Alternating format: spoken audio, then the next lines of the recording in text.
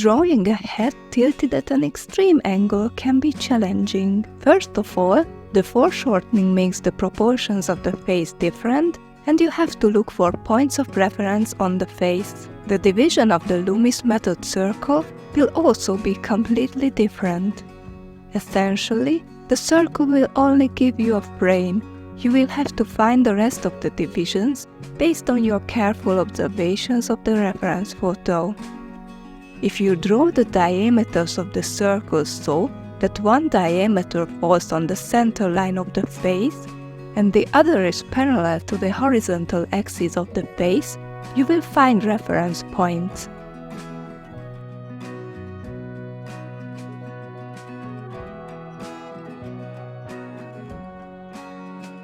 Now I'm going to cut off both sides of the sphere to get the shape of the head.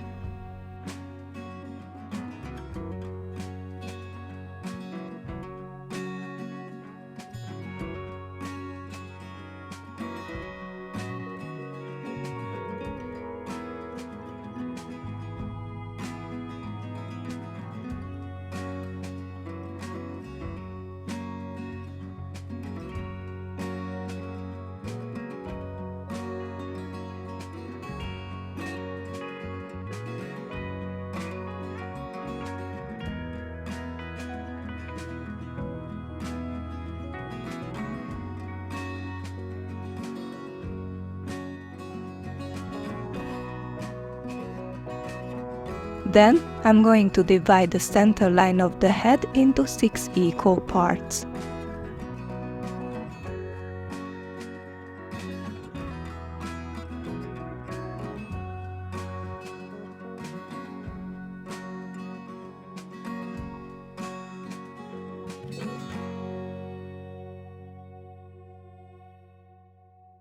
Based on my observations, I can determine the position of the nose in this way, and it also helps me to determine the position of the mouth.